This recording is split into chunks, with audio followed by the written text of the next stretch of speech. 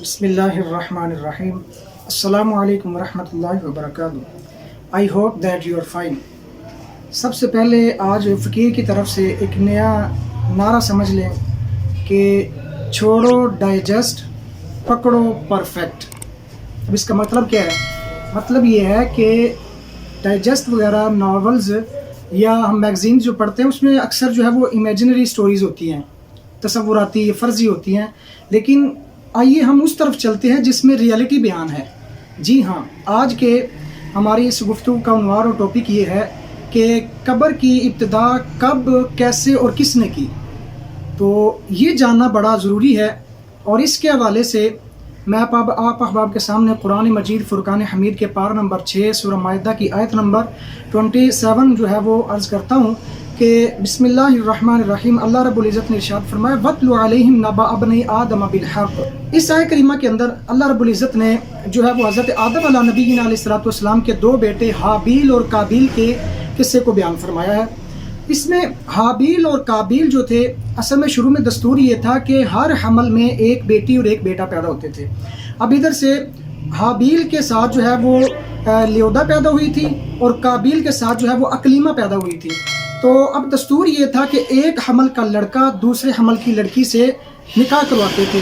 تو حضرت آدم علیہ نبینا علیہ السلام نے حابیل کا نکاح کیا قابیل کی بہن اکلیمہ سے، اور دوسرا جو قابیل تھا اس کا نکاح کیا حابیل کی بہن لیودا سے. اب جو ہے وہ جناب جو قابیل تھا وہ کہنے لگا کہ میں نے جو ہے وہ اکلیمہ سے ہی شادی کرنی ہے، لیودا سے نہیں کرنی، چونکہ اکلیمہ جو ہے وہ لیودا سے حسن میں زیادہ تھی. تو اس اعتبار سے جو ہے وہ انہوں نے کہا کہ میں ان سے شادی کروں گا. حضرت آدم علیہ نبی علیہ السلام نے فرمایا کہ بیٹے دستور یہ ہے، تو لہٰذا اس صورت کے اعتبار سے وہ تمہاری بہن لگتی ہے، لہٰذا اس کے ساتھ تمہارا نکاح درست نہیں ہے. تو جب یہ بات ہوئی تو انہوں نے کہا کہ بھئی یہ تو آپ کی بات ہے نا، یہ اللہ تعالیٰ کی طرف سے تو کوئی حکم نہیں ہے. تو پھر اللہ رب العزت کی بارگاہ میں حضرت آدم علیہ نبی علیہ السلام نے عرض کیا. تو پھر اللہ رب العزت کی طرف سے یہ پیغام ملا کہ ان دونوں کو کہیں کہ اپنی اپنی قربانی پیش کرے، جس کی قربانی پیش ہو جائے گی وہ جو ہے وہ سچا ہوگا، وہ اسی کے ساتھ جیسا دستور آپ نے بیان کیا اسی کے مطابق شادی ہو جائے گی. اب جناب ایک نے جو ہے وہ گندم کی صورت میں جو ہے وہ اپنی قربانی پیش کی، اور ایک نے بکری کی صورت میں، جانور کی صورت میں اپنی قربانی پیش کی.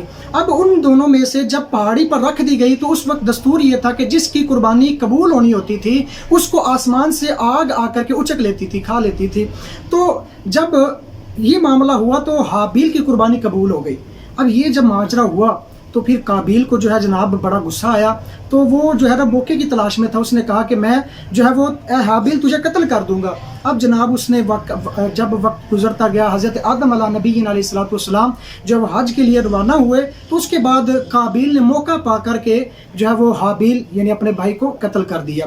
جب قتل کر دیا تو اس کے بعد اگلا مرحلہ تھا کہ بھی اس کو نا اپنے کندھوں پر اس کی لاش اٹھا کر کے پھر رہا تھا کہ میں اس کا کروں کیا، چونکہ اس سے پہلے ابھی تک نہ کوئی فوت ہوا تھا اور نہ ہی کوئی دستور اس طرح کو انہوں نے دیکھا تھا نہ سنا تھا، تو اس لیے ابھی اس کو علم نہیں تھا کرنا کیا ہے.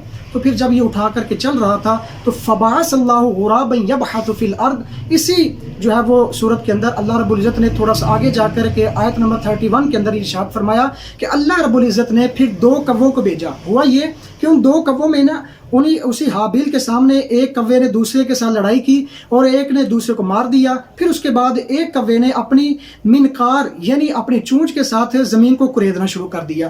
جب زمین کو کرید کر کے چھوٹا سا گڑھا بنا لیا، اس کے اندر دوسرے کوے کو رکھ دیا، اوپر سے مٹی ڈال دی اور اس کو بند کر دیا. اب جب یہ صورتحال دیکھی قابیل نے، دراصل اللہ رب العزت کی حکمت یہ تھی کہ قابیل کو پتہ چل جائے کہ اصل یہ اس کا میت کا کرنا کیا ہے. تو جناب جب یہ بات ہوئی تو اللہ رب العزت کی طرف سے جب وہ فرشتے بھی آگے جب اس کو دیکھا تو قال یا ویلتا اعجزت ان اکون مثل هذا الغراب، اس نے کہا قابیل نے کہ بھئی میرے لیے افسوس ہے کہ میں ایک اتنی بھی بات نہیں سمجھ سکا، جو بات آ کہ مجھے ایک کوا سمجھا رہا ہے کہ میں نے اس میت کے ساتھ کرنا کیا ہے. تو تب جناب سب سے پہلی قبر جو ہے وہ قابیل نے اپنے بھائی حابیل کی بنائی تھی. تب سے قبر کا جو ہے وہ دستور شروع ہوا. تو یہ امید کرتا ہوں آپ کو یہ معلوم ہو گیا ہوگا کہ قبر سب سے پہلے کب، کس نے اور کیسے اس کی ابتدا ہوئی تھی. اللہ رب العزت کی بارگاہ کے اندر دعا ہے رب تعالیٰ ہم سب کو قرآن کا فہم عطا فرمائے، اور ہم سب کو ڈائجسٹ نہیں، ناولز نہیں، ہمیں میگزینز نہیں، بلکہ قرآن کی جو حقیقی اور ریئلٹی کے اوپر مبنی جو واقعات ہیں اور قصہ جات ہیں ان کو سمجھنے کی توفیق عطا فرمائے اور ان سے حاصل ہونے والے سبق کو اپنی زندگیوں کے اندر نافذ کرنے کی توفیق عطا فرمائے. آمین بجاہ نبی.